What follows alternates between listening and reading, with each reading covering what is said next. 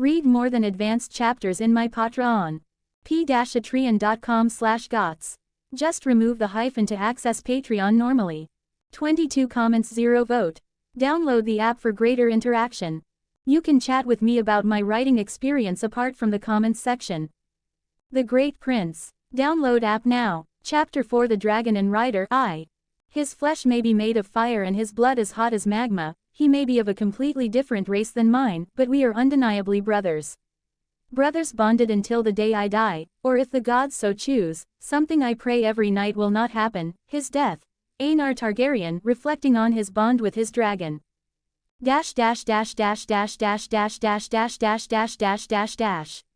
The next day, Eddard Stark and his bannermen went to war again.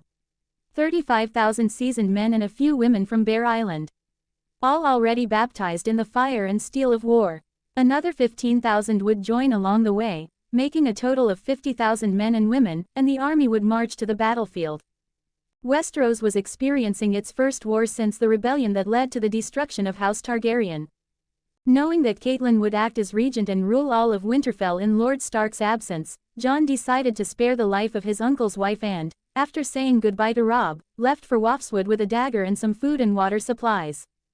His departure attracted no attention except from Robb himself, but knowing what his mother might do to Jon, he remained silent even when questioned by his mother.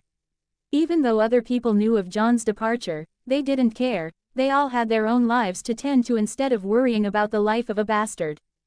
Wolfswood was a large forest, its huge oaks looking ancient and strangely twisted. It wasn't just oaks that inhabited the forest. Sentinels, soldier pines, and hawthorn, beech, ash, chestnut, ironwood, fir, and many tall pines. Weirwoods were occasionally found singly or in pairs. In addition to the trees, there were wolves, bears, wild boars, deer, elk, fish, foxes, rabbits, tree cats, black squirrels, and emperor spiders.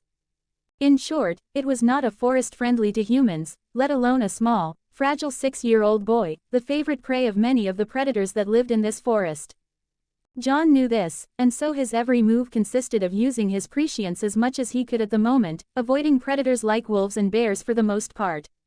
However, the ability couldn't be used 24 hours a day, which put the 6-year-old through some very dangerous times when he found himself facing a particularly hungry giant brown bear. If he hadn't been much more agile than the bear and hadn't managed to escape after circling the trees and squeezing into small, narrow spaces, he would probably have had to fight a bear at the age of 6, not an easy task with only a dagger. A distance that should have taken half a day stretched into 5 long days. And at the end of the 5th day, Jon finally came to a relatively open clearing in front of a huge stone wall, the entrance to a cave. Tired, dirty, and hungry, Jon sat down on the green grass and looked at the cave entrance. Seeing no movement from it, he focused his gaze on the stone wall, where there were claw marks that no normal animal could ever make. They were huge marks, almost the size of a relatively tall person. If anyone had seen them, they would probably have been frightened, wondering what gigantic monster had made those marks in the hard stone. Curiously, there were other claw marks on the stone, but of a different size, almost as if to show the gradual growth of the beast. Observing the marks for a while, Jon concluded that his favorite winged reptile had grown again since the last time he had seen it, about a year and a few months ago. Noticing the twilight shadows on the surrounding pines, Jon knew that another night was quickly approaching. Without wasting any time, he began gathering dry twigs and stones to build a fire. Normally, he wouldn't dare build a fire in the middle of the forest, but since he was in the territory of a predator of the highest rank in the world's food chain, he knew that many large animals would never come close to where he was. After some effort to light a spark with 2 stones, Jon found himself warming himself in front of the orange flames of the campfire, warding off the terrible and deadly cold of the north. He reached into his pack, pulled out a dead squirrel, and without hesitation and his knife, began to clean the squirrel, apparently his meal for the night. If it was difficult to survive in the forest during the day, the level increased dramatically at night. While waiting for the squirrel to be ready for the fire, Jon noticed that the darkness had already consumed everything around him. He could barely see a meter in front of him. Wolf howls could be heard deep in the forest. The whole forest seemed to be waking up, and so did its predators.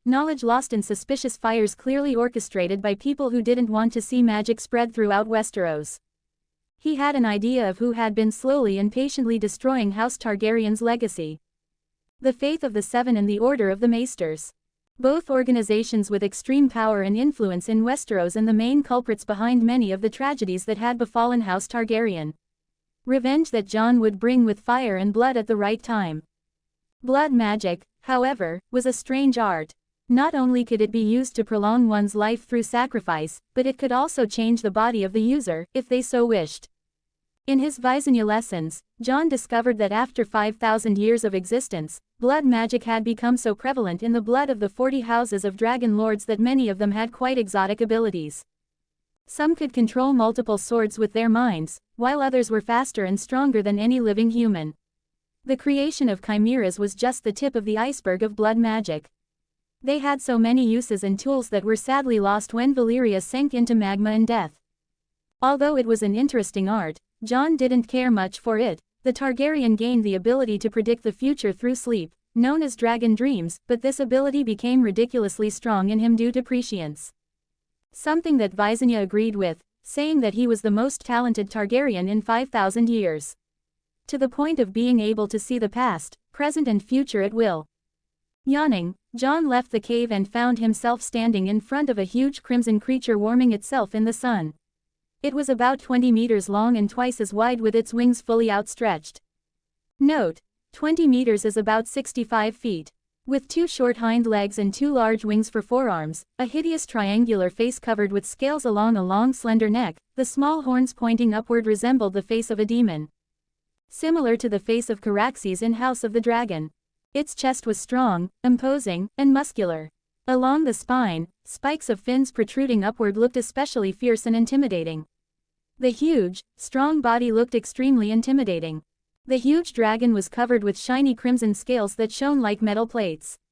However, because it was a young dragon, its scales didn't have the strong defensive power to stop even a scorpion's arrows. Something only adult dragons could do.